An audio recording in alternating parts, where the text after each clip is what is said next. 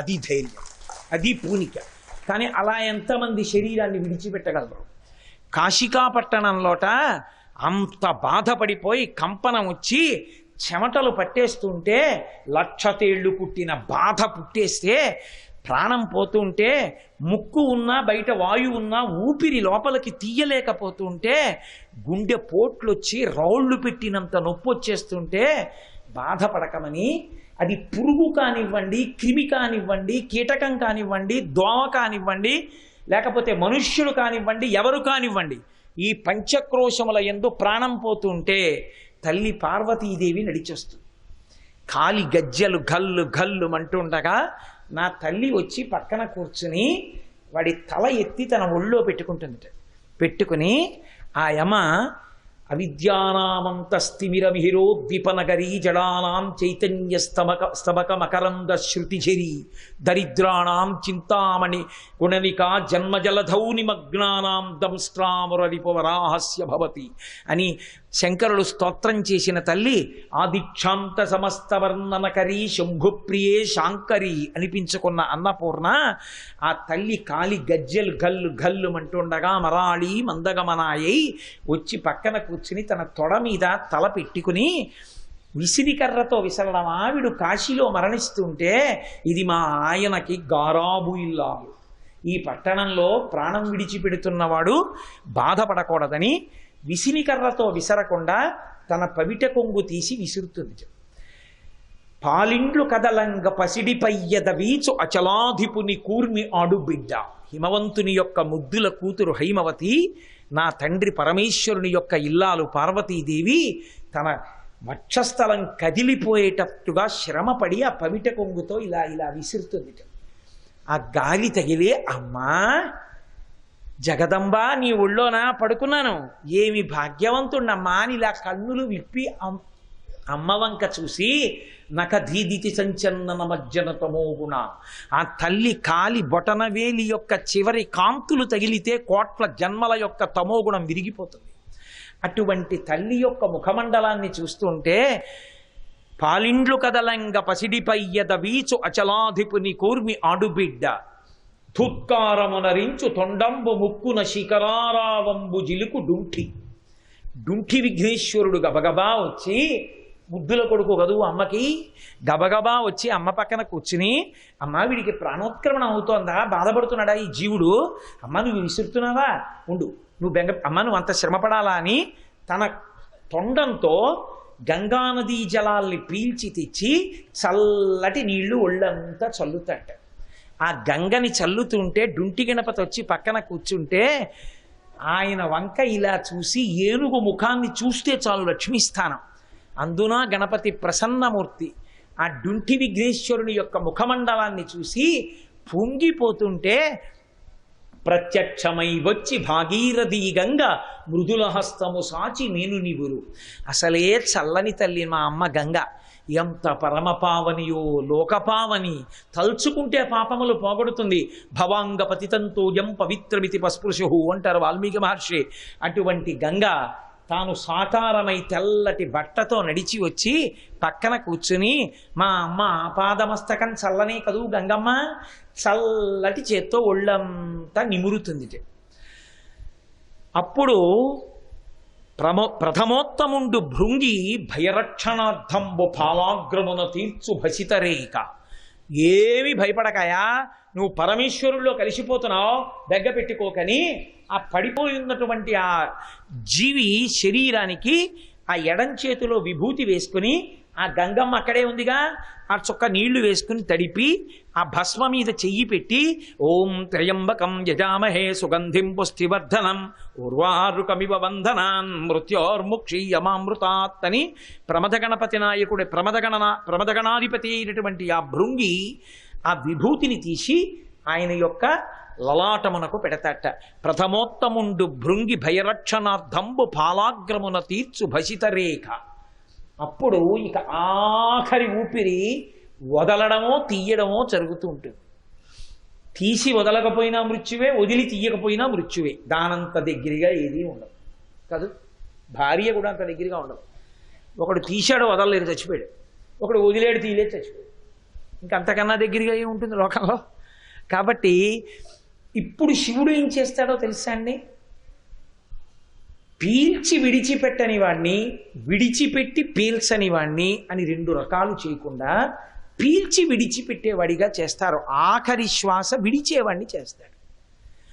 ఆఖరి శ్వాస విడవడం అంటే పీలుస్తాడు. పీల్చి ఆయన ఏం చేస్తాడంటే వీళ్ళు ముగ్గురు చుట్టూ కూర్చుని ఉండగా వీళ్ళ నలుగురు పాశంచ ఘంటాం, ఆయన నడువుకి గంటలుంటాయి.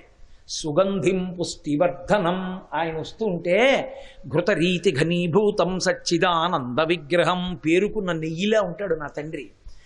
ఎంత సువాసనో పరమేశ్వరుడు వస్తుంటే అసలు పరమేశ్వరుడి వంటి సౌందర్యమూర్తి లోకంలో లేరు. అందుకే కదూ శ్రీ మహావిష్ణువంతటి వాడు సేవించి సేవించి ఆయన శరీరంలో అర్ధభాగాన్ని పొందాడు భార్యగా. బాణత్వం వృషభత్వమర్ధవపుషా భార్యాత్వం ఆర్యాపతే గోణిత్వం సఖిత మృదంగ వహత చేత్యాది రూపం దదౌ తత్పాదే నయనార్పణంచ కృతవాం తద్దేహవాగో హరి పూజ్యాత్ పూజ్యతరస్య ఏ బహిమచేత్కోవా తదన్యోధిక అన్నారు శంకర భగవత్పాదులు. దూర్జట్ అన్నాడు, ఏమయ్యా అందరూనేమో విష్ణు భగవానుడు చాలా అందంగా ఉంటాడంటారు, శివుడేమో ఏదో పావులు వేసుకుంటాడు వేసుకుంటాడు వేసుకుంటాడంటారు, ఇంత అందంగా ఉన్నవాడివి నువ్వెలా సాటి పురుషుడు పరమశివుణ్ణి చూసి వలచి ఆయన దగ్గరికి వెళ్ళావయా?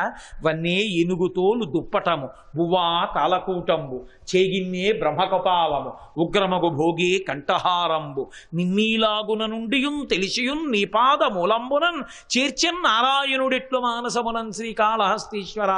ఆ విష్ణుమూర్తి నీ పాదముల దగ్గర ఎలా పెట్టాడయా మనసు అన్నాడు దుర్జటి. అంటే నిందాస్తుతి, ఎంత అందగాడివు. అంతటి మహానుభావుడు ఆయన నడిచొస్తుంటే గంటలు మోగుతుండగా పరమేశ్వరుడు నడిచొచ్చి దగ్గర కూర్చుని ఆయన ఇలా బాగా దగ్గరగా ఉండి వాడి ముఖానికి ఆయన ముఖం తగులుతుండగా ఆయనకి కందర్పుడు అని పేరు. కందర్పదర్పము అమ్మును గంధర్పుని యొక్క దర్పమును అణిచినటువంటి అందగాడు. కపర్ది అని పేరు. పెద్ద జటాజూటం, అరుణ జటేశ్వరుడు, ఇలా జటలు వేలాడుతుంటాయి ఎర్రగా. ఆయన ఇలా వంగితే ఆ జటలు వచ్చి ప్రాణోత్క్రమణమైన ఆ జీవుడికి తగులుతుంటే యముడు పాశం వేయడమే. హడిలిపోవద్దు, వక్షస్థలం మీద దన్నాడు యమధర్మరాజు గారిని. అప్పటి నుంచి హడలు ఆయనకి. మార్కండేయుడి ప్రాణములను ఉగ్గడిస్తుంటే నేను శివనామని చెప్తుండగా యముడు నన్నేం చేయగలడన్నాడు. యముడు ఏమైనా చేస్తాడేమో అని లేదు. కింకరిష్యతి వయ్యమహ, నేను చంద్రశేఖరుడి పాదములు నేను పట్టుకుంటే యముడు నన్నేం చేస్తాడన్నాడు. దీనికి కోపం వచ్చింది.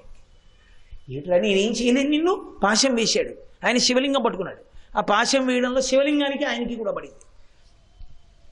ఆయన అంత భక్తితో నన్నేం చేస్తాడని అడిగితే ఊరుకోకుండా పాశం వేస్తావా అని లేచొచ్చి ఎడంకాలి పాదంతో తన్నాడు. చంపేయముడు చచ్చిపోయాడు. వెంటనే శంకరులు అన్నారు, వక్షస్థాడనమంత కస్య కఠినా పస్మార సంవర్ధనం భూభృత్పర్యటనం నమత్సురశిర కోటీర సంఘర్షణం కర్మేదం మృదులస్య తావక పదద్వంద్వస్య గౌరీపతే మచ్చేతో మణిపాదుకా విహరణం శంభో సదాంగీకూరు. తండ్రి యమధర్మరాజు కఠిన వక్షస్థలాన్ని తగ్గుతుంటే ఆ పాదం ఎంత సొక్కిపోయిందో, మళ్ళీ ఎక్కడ ఏ మార్కండేయుడు పిలుస్తాడో ఎప్పుడు తన ఓ కాలు నిప్పెడుతుంది. ఓ చెప్పిస్తాను వేసుకో, నా మనసు అనేటటువంటి మణిపాదుకని తొడుక్కో. ఎలాగో అలా మనసుని పరమశివుడి పాదముల దగ్గర పెట్టడాన్ని నేర్పారు శంకర భగవత్పాదులు మనకి. కాబట్టి ఆయన జటలు మనకి తగులుతుంటే యముడు పాశం వేయగలడా? మహానుభావుడు వచ్చి ఇలా వంగి వాడి గడ్డం కింద చెయ్యి పెట్టి వాడి కుడి చెవి తన నోటి దగ్గరికి వచ్చేటట్టుగా తల తిప్పుకుని ఆ కుడి చెవి దగ్గరికి ఇలా నోరు పెడతాట. పరమేశ్వరుడే వచ్చి ఇలా కుడి చెవి దగ్గర ఆ నోరు పెడితే అసలు ప్రాణోత్క్రమణం యొక్క బాధ ఉంటుందండి. ఇంకా అబ్బా అని వాడు పొంగిపోయి ఆయన వంక చూస్తుంటే తారకాన్ని ఉపదేశిస్తాడు కుడి చెవిలో. ఆయనేగా మొదటి గురువు లోకానికి. సదాశివ సమారంభాం శంకరాచార్య మధ్యమాం అస్మదాచార్య పర్యంతాం వందే గురు పరంపరాం. ఆ తారకాన్ని ఉపదేశిస్తాడు.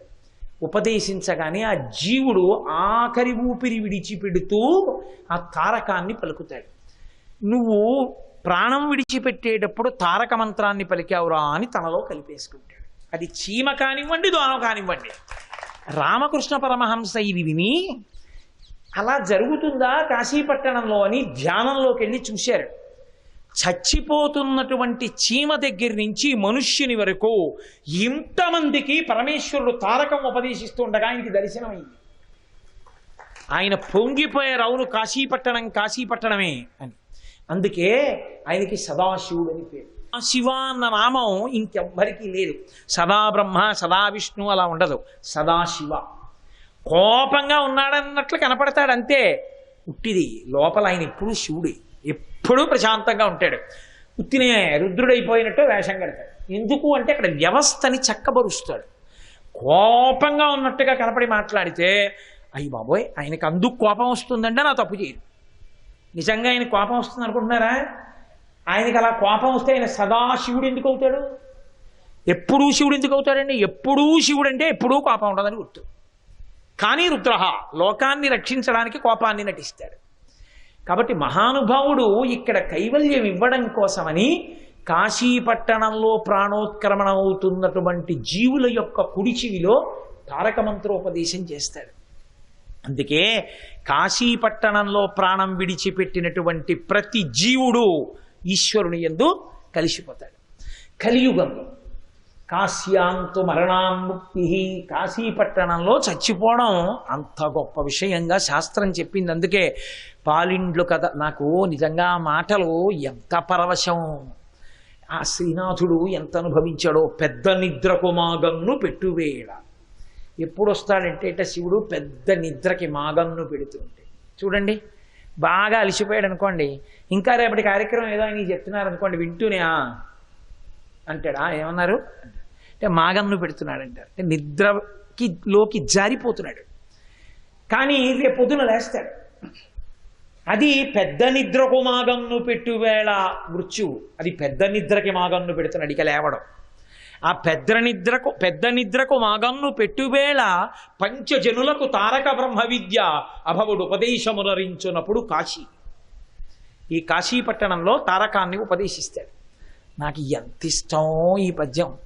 అందుకే పాలిండ్లు కదలంగ పసిడి పయ్యద వీచు అచలాధిపుని కూర్మి అడుబిడ్డ ధుత్కారమునరించు తొండంబు ముక్కున శిఖరారావంబు జిలుకు డుంఠి ప్రత్యక్షమై వచ్చి భాగీరథి గంగ మృదుల హస్తము సాచి మేనునివురు ప్రథమోత్తముండు భృంగి భయరక్షణార్థంబు పాలాగ్రమున తీర్చు భసితరేఖ దక్షిణ శృతి మీదుగా ధాత్రి త్రిల్లి పెద్ద నిద్రకు మాగన్ను పెట్టువేళ పంచజనులకు తారక బ్రహ్మ విద్య అభవుడు ఉపదేశమునరించునప్పుడు కాశీ. ఇటువంటి కాశీపట్టణంలో మనం ఉన్నాం. అందుకే చచ్చిపోతానేమోనన్న బెంగ కాశీలో అక్కర్లేదన్నాడు. ఇక ఆ బెంగ లేనప్పుడు ఏ బెంగ పెట్టుకోవాలి? అదృష్టవశాత్తు ఇక్కడ కానీ ప్రాణం విడిచిపెట్టాడా వాడు ఈశ్వరుడు ఎందుకు కలిసిపోతాడు. ఇక వాడికి మళ్ళీ జననము లేదు, మరణము లేదు. జననం లేని వాడికి మరణం ఎక్కడిది? అంత గొప్ప పట్టణం కాశీ. అందుకే కాశీ గురించి చెప్తూ పరమేశ్వరుడే పార్వతీదేవితో ఒక మాట అన్నాడు. ఏమండి కాశీపట్టణం ఇంత గొప్పది అంటారు కదా, ఒక్కసారి మీ నోటితో వినాలనుంది. ఏది సులువుగా చెప్పండి కాశీ గొప్ప అన్నాడు. ఆయన అన్నాడు, వినాలనుందా పార్వతి? చెప్తాను చూడండి. 4 మాటలు ఆవిడ్ని పిలిచాడు. ప్రేమ ఉందనుకోండి, అస్తమానం ఒరే నాన్న ఒరే నాన్న ఒరే నాన్న అని కొడుకుని అస్తమానం సంబోధించి మాట్లాడతాడే, అలా 4 మాటలు పార్వతీదేవిని పిలిచి మరీ చెప్పాడు ఆయన. పిలిచి చెప్తూ అన్నాడు, ఓ పార్వతి, కాశీ పాపములకు ఎదుర్చుక్క కాశీ, నెలత ఉపపాతములకు విషము కాశీ, భామ కళ్యాణములకు ఆటపట్టు కాశీ, ఇంతి మోక్షమునకు పుట్టినిల్లు కాశీ. 4 మాటలు పిలిచి ఎంత సూక్ష్మంగా చెప్పాడో చూడండి. పాపములకు ఎదుర్చుక్క కాశీ. పాపం కాశీ ఎదురుపడ్డాయనుకోండి, కాశీ ముందు పాపం కాలిపోతుంది. ఎప్పుడూ ఎదురుపడుతుంది. పాపము రోమకూపములను ఆశ్రయించి ఉంటుంది. ప్రత్యేకించి తల వెంట్రుకలను ఆశ్రయిస్తాయి పాపాలన్నీ. అందుకే బుద్ధి అక్కడి నుంచే పుట్టిట్టు చేస్తాయి. అందుకే భగవంతుడి దగ్గరికి వెళ్ళినప్పుడు తలనీలాలు ఇచ్చేస్తూ ఉంటాడు. ఆయన మన పాపములను పుచ్చుకుంటాడు, పాపములను కడిగేస్తాడు. కాబట్టి అది క్షవరశాల కాదు, కళ్యాణ కట్ట. శుక్రవారం ఇవ్వచ్చా అండి, మంగళవారం ఇవ్వచ్చా అండి, రాత్రి ఇవ్వచ్చా అండి, పగలు ఇవ్వచ్చా అండి, నీ పాపం పోవడానికి ఏదైనా శుభం ఉంటుంది. కాబట్టి అది కళ్యాణ కట్ట. వేం పాపమును కటా తొలగించువాడు కాబట్టి ఈశ్వర వేం కట ఈశ్వర వెంకటేశ్వర. వెంట్రుకలను ఆశ్రయించి పాపములు ఉంటాయి. మీరు కాశీలోకి ఎడదామని వచ్చారనుకోండి, కాశీ పాపము ఎదురుపడుతుంది. ఇప్పుడు కాశీలోకి వెళ్ళడానికి అనుమతిస్తున్నానని పరమేశ్వరుడు అన్నాడు అనుకోండి, కలి ప్రవేశింపడానంద కాననమున మీతో పాపాలు ఎలా వస్తాయి? అందుకని అవి ఎగిరిపోతాయి. అందుకే కాశీలోకి వచ్చేటప్పుడు పాపాలు ఎగిరి చెట్టు కొమ్మల్ని పట్టుకుంటాయి, బయటికి పోతాయి. కారణం ఏమంటే వీడు కాశీలోకి వెళ్ళిపోతున్నాడు, ఆయన అనుగ్రహం ఉంది, ప్రవేశించగలిగాడు. ఆయన లోపలికి వెళ్ళగానే ఆయన పాపాలు పైకి ఎగిరి చెట్లని పట్టుకుంటాయి. కాబట్టి కాశీ పాపములకు ఎదుర్చుక్క కాశీ. కాశీ పాపములు ఎదురు తిరగకుండా ఉండవు. అసలు సూర్యుడు వస్తే చీకటి ఉండదండి అని ఎవరైనా అన్నారనుకోండి, అంతకన్నా పిచ్చి మాట ఇంకోటి లేదు. సూర్యుడికి చీకటి తెలియదు. సూర్యుడికి తెలియదు ఏమిటో తెలుసా అండి? చీకటే. ఎప్పుడైనా సూర్యుడి చీకటి చూద్దాం అనుకున్నాడు అనుకోండి, కుదరదు. ఎందుకని అంటే ఆయన ఉన్న చోట చీకటి ఉండదు. సూర్యుడు వచ్చాడు చీకటి పోయింది కాదు, సూర్యుడికి చీకటి తెలియదు. సూర్యుడు చీకటి రెండు పరస్పర విరుద్ధం. అసలు సూర్యుడు వచ్చాడు చీకటి లేదు, సూర్యుడు లేడు చీకటి లేకుండా లేదు. అలాగే ఉపపాతములకు విషము కాశీ. ఉపపాతకములను ఉంటాయి, మహాభయంకరమైనటువంటి పాపములు. అవి ఇటువంటి కాదు. ఎందుకు వచ్చింది పవిత్ర కాశీపట్నంలో? వాటి వర్ణన అంతా ఎందుకు? కాబట్టి అవి వాటికి విషం కాశీపట్టణం. కాశీపట్టణంలోకి వచ్చాడంటే అవన్నీ చచ్చిపోతాయి, అంటే అవన్నీ తొలగిపోతాయి. అసలు ప్రవేశం చేత ఇంత శక్తివంతం ఈ పట్టణం ఒకటేనండి లోకంలో. కాబట్టి నెలత ఉపపాతములకు విషము కాశీ, భామ కళ్యాణముల కాటపట్టు కాశీ. ఇక్కడికి వస్తే కళ్యాణములన్నీ జరుగుతాయి. కళ్యాణం అంటే పెళ్ళి అనుకునేరు. కళ్యాణములంటే శుభములు జరుగుతాయి. మోక్షం ఇవ్వగలిగిన వాడికి శుభమేం లెక్కండి, పెద్ద ఏవైనా ఇస్తాడు. అసలు పెద్ద కళ్యాణం జీవబ్రహ్మైక్య సిద్ధి, అదే కళ్యాణం. అందుకే మనం ఒకటి కన్నా ఎక్కువ పెళ్ళిళ్ళు జరిగే అదృష్టం కలగాలని ఎప్పుడూ కోరకూడదు. ఒక్క పెళ్లితో సరి. అదంతా బాగా బ్రహ్మగారు చేయనివ్వండి, చేయకపోనివ్వండి, వీడియో రానివ్వకపోనివ్వండి, ఫోటోలు ఎక్కడికో పోనివ్వండి, వీడియోలు పోయేయండి, ఫోటోలు లేవండి అని మళ్ళీ సంకల్పాలు చేయకూడదు. ఒక్కసారే పెళ్ళి. పరమేశ్వరుడికి అలా కాదు. యజమానులు లేకపోయినా దేవాలయం కళ్యాణం చేస్తుంది. కళ్యాణం ఎందుకు చేస్తారంటే కళ్యాణము జీవబ్రహ్మైక్య సిద్ధి, వివాహము ఆశ్రమం యొక్క మార్పు. బ్రహ్మచర్యాన్ని విడిచిపెట్టడం, గృహస్థాశ్రమ స్వీకారం వివాహం. దీని పాణిగ్రహణం కాదు.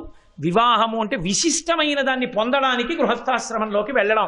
తను ఆయన కలిసి చెయ్యి పట్టుకుని ప్రస్థానం చేసి మోక్షం వైపుకి, ఈశ్వరుడి వైపుకి నడుస్తారు.